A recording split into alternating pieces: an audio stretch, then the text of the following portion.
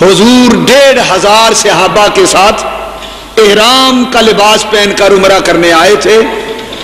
حدیبیہ پہ روک لیا گیا. حضور نے اپنا سفیر بنا کر قریش مکہ کے پاس حضرت عثمان غنی رضی اللہ عنہ کو بھیجا. جاؤ ان سے بات کرو. عثمان مکے میں آئے.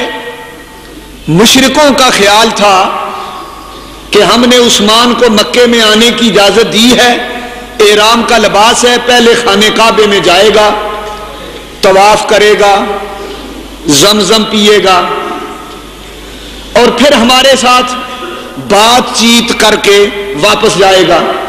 لیکن عثمان غنی مکے میں آئے، مکے میں آ کر کعبے میں نہ گئے،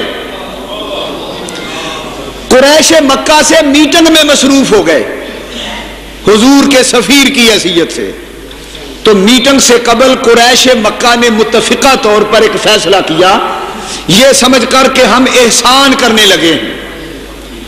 قریش مکہ کے بورڈ نے فیصلہ کیا، عثمان گفتگو کا آغاز بعد میں ہوگا، ہماری طرف سے آپ کو اجازت ہے، جائیں عمرہ ادا کریں، فارغ ہو کر آئیں. عثمان غنی نے فرمایا تم بات کرو، عمرہ رہنے دو. جب انہوں نے پھر اصرار کیا کہ آپ عمرہ کریں، کعبے کی زیارت کریں، زمزم پئیں، تو عثمان غنی کے لفظ، عشق و محبت کی وہ داستان ہے، قیامت تک ان لفظوں کا جواب نہیں.